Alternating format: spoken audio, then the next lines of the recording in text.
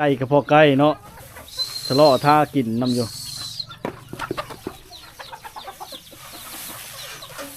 พอไก่มันเคยได้กินแล้วเนาะได้ยินเชียงฮกชีกันแล่นมาหรือไรไก่นี่สเก็ตบูมเนาะหรือว่าระเบิดพี่น้องทุกคนเพิ่นเอามาเป็นประโยชน์เนาะในสมัยสงคราม50 ปีเนาะ50-60 ปี70 ปีหมดแล้วเนาะ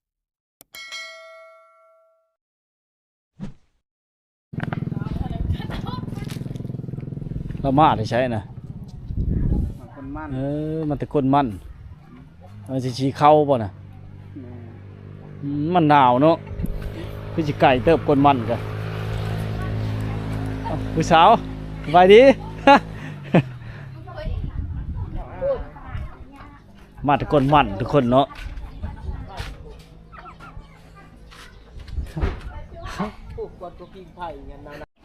ผู้สาวกำลังชี้เข้าเนาะโอ้ถือว่าหายากเลยทุกคนเลยส่วนลายนี่จะต่ำเข้านะวันนี้เราได้ห้องฉี่เลยโชคดีเนาะโอ้คือจะได้ปี2 ปีแล้วห้องฉี่นี่เนาะ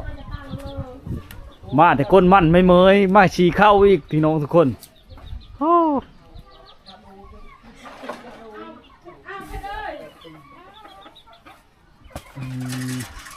เอาไก่มันจะกินได้ในกระดงนะเฮ้ยมันกินบ่เชื่อมันกินได้นะแล้วชีเข้าป่ะเนี่ยแล้วกำลังชีเข้าเป็นบ่กำลังชีเข้าบ่กำลังชีเข้าเลยน้องทุกคนโชคชีน้อยเนาะไว้แก้ไขในครอบครัวภายในเฮิร์นก่อนขี่เนาะเราจะมีการเอากระเป๋าใช้บอลนั้นห่ำโต๊ะนะทุกคนห่ำหรือเขาเนาะกันไปเนาะได้ครอบครัวหรือเปล่าเจ้านะช่างครอบครัวแล้วได้รู้จะคนแหละยังไม่มีลูกหากันเอาโผล่ป่ะ เอาดูเราจ้างครอบครัวเลยทุกคนเนาะพ่อแล้วชาวงามนี่ก็ได้ปัวเลยเนาะ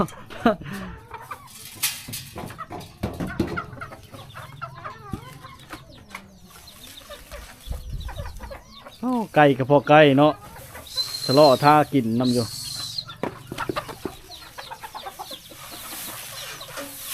เข้าหน้าที่นี่ผมเป็นเขาให้ที่เนาะเข้าหน้า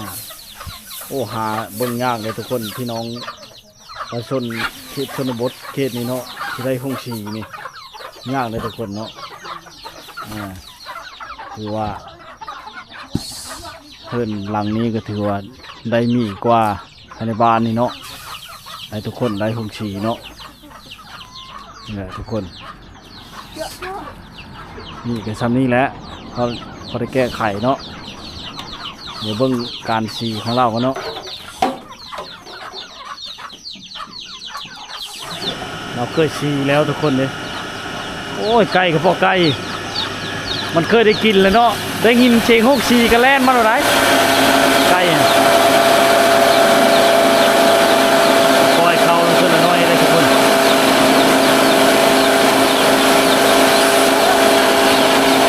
บ้านนี้ถือว่าภายในบ้านนี่ก็ทุ่มล่าเลยเนาะถือว่าทั้งมีเป็นดีด้วยก็มู่นะทุกคนได้64เนาะได้64ได้รถไถได้รถจักรเนาะ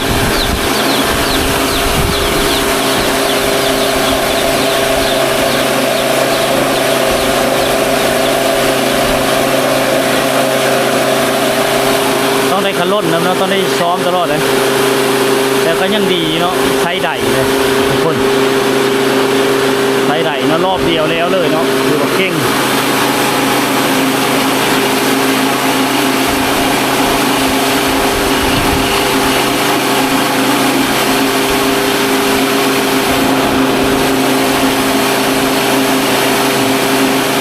ห้ำจะออกต่างหาก แต่ก้อนชีเนี่ยเราได้พัดมาแล้วเนาะพัดก้อนชีได้ทุกคนเลยเอาใส่เท่าน้อยเนาะ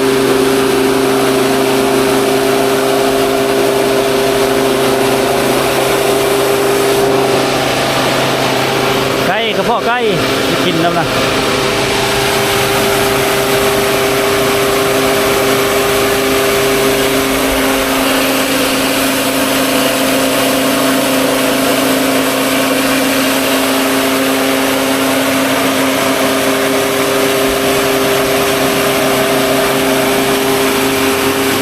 ย่างดีเนาะย่างเข้าที่เนาะพกสีน้อยเนาะไปพกผ้าไปทำไปนี้เนาะถือว่าหายากได้ทุกคนในเบื้องพกสีน้อยเนาะเพื่อนหลังนี้ก็ได้มีทุกคนเนาะมีหลายเติมเลย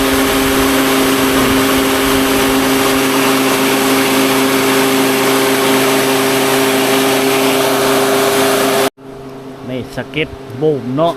หรือว่าระเบิดพี่น้องทุกคนเพิ่นเอามาเป็นประโยชน์เนาะในสมัยสงคราม40-50 ปีเนาะ50-60 ปี70 ปีหมดแล้วเนาะระเบิดแต่ชิ้นส่วนสมัยสงครามเนาะระเบิดกระป๋างเนาะทุกคนเนาะเป็นคู่เลยทุกคนโอ้ตัวนี้มันซอดเลยเนาะนี่เนาะซอดเลยทุกคนเพิ่นเอามานำใส่ปูพักปูหญ้าใช่เนาะก็ได้แก้ไขในชีวิตครอบครัวพี่น้องเป็นประโยชน์เนาะปูพักแค่นี้เนาะบางบ้านเขาก็จะเฮ็ดเสาเหลาใช่เนาะเฮ็ดเสาเหลาเนาะคือว่าเพิ่นหลังนี้ก็อุดมสมบูรณ์ได้ห้อง4ทุกคนได้ห้อง4เนาะได้ห้อง4ได้ตู้เย็นถือว่าหมู่บ้านแห่งนี้ก็ถือว่าเพิ่นหลังนี้แล้วเนาะจะได้มีเป็นดีความหมู่ได้ทุกคนนี่บ้านแห่งนี้เนาะเขาได้พอมีนี่กำลังเดียวเนาะ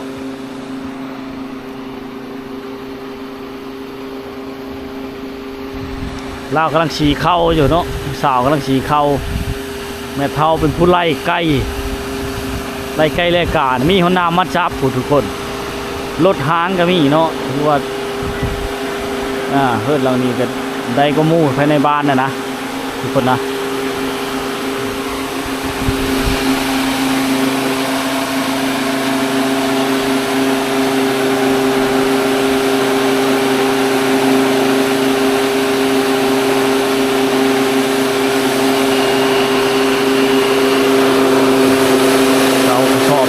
เท่าไหร่เนาะได้2 กระสอบได้เท่าไหร่เนาะจนได้เก็บใช้ได้ทุกคนเลยมันหายากเข้าเนาะ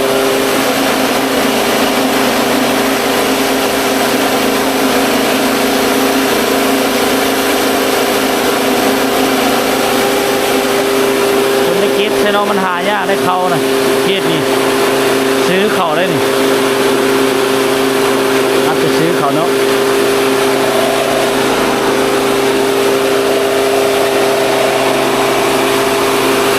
กระเพาะไก่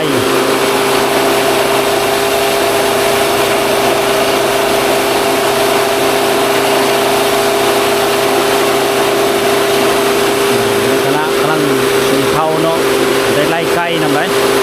เพราะมันยามได้กินแล้วทุกคนมันจะมาตลอดได้กิน6-4แล่นมาลดเนาะมันกิน6-4เนี่ยแล่นมาลดได้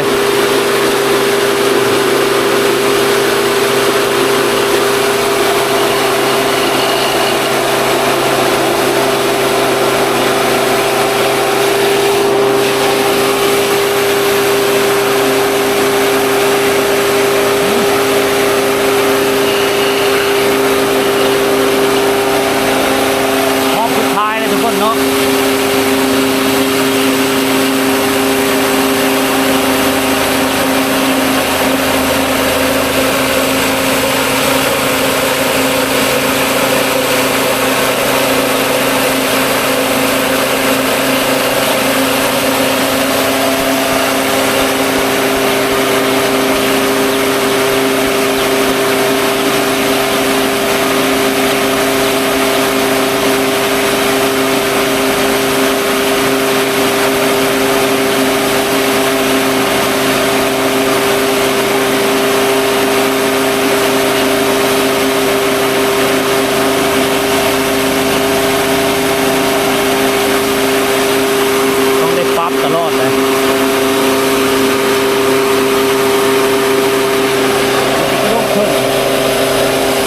เข่งเนาะต้องพัด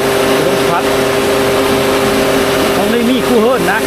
เดี๋ยวนี้เขาจะพัดเข้านะคนเนาะนั่นเขาเฮิร์นกับผ้าเนาะหรือกระต้าใหญ่กับบุญ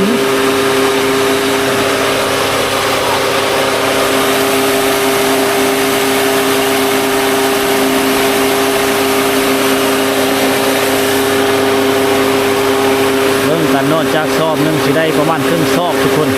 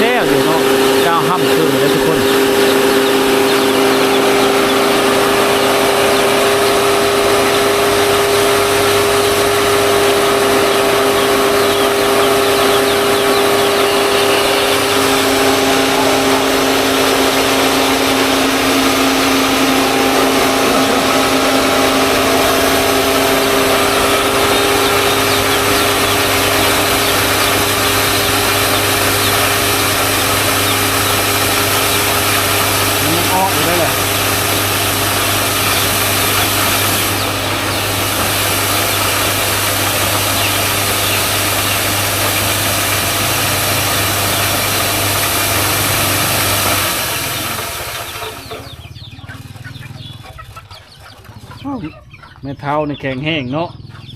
แล้วซอยไรไก่วะไม่เท่าในแข็งแห้งดีวะแม่เจ้าบอก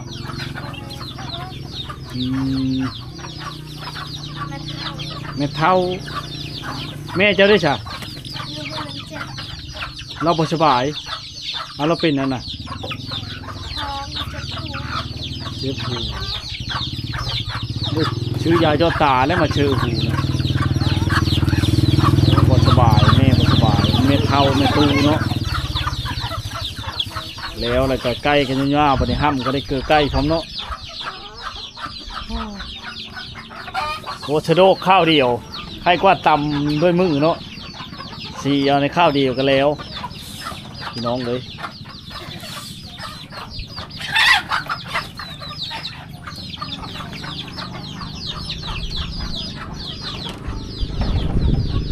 ทำเล็ดพี่น้องมันไหวเนาะ